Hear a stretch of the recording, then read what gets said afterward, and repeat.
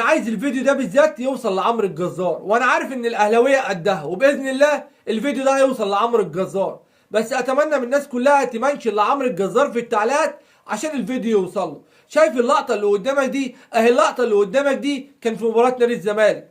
عمرو الجزار واقف زي ما انت شايف قدامك كده سرحان، والله العظيم صعبان عليا. كل اللعيبه واقفه تتكلم مع بعض الا عمرو الجزار، زي ما انت شايف قدامك كده واقف متابع الماتش بس كانه سرحان وزعلان، بيقول لنفسه هو اللي بيحصل معايا وانا هنا ليه وبعمل ايه؟ الصفقه دي بالذات النادي الاهلي دفع فيها فلوس مش شويه، ده كمان النادي الاهلي ما اشتراهوش بالرخيص والشراب الغالي، يعني الراجل ده عنده حاجه كويسه. فانا مش عارف ليه ما باخدش فرصه زي زمايله. كلنا شفنا ياسر وياسين مرعي بيعملوا كوارث، وبالاخص ياسين مرعي. كان المفروض اجرب واشوف الجزار عشان اقدر احكم عليه. المشكله ان شوبير قال قبل كده ان اللعيبه كلها مستغربه ان المدرب ما بيخليش عمرو الجزار يشارك في المباريات، مع ان عمرو الجزار بيبقى عالي قوي في التمرين. انا عارف ان المدرب بتاعنا كفتاجي، بس اللاعب ده بالذات لازم ياخد فرصة عشان نقدر نحكم عليه. انت مش جايب عمرو الجزار عشان تدفنه عندك. فحب اقول لعمرو الجزار اصبر، وباذن الله كل اللي جاي خير. بحب اقول لك ما تفكرش كتير في اللي جاي، وركز في تمرينك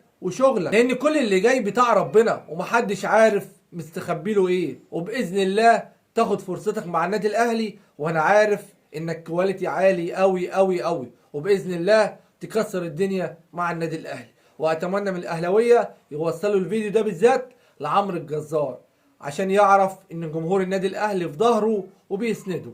بس كده، يلا سلام.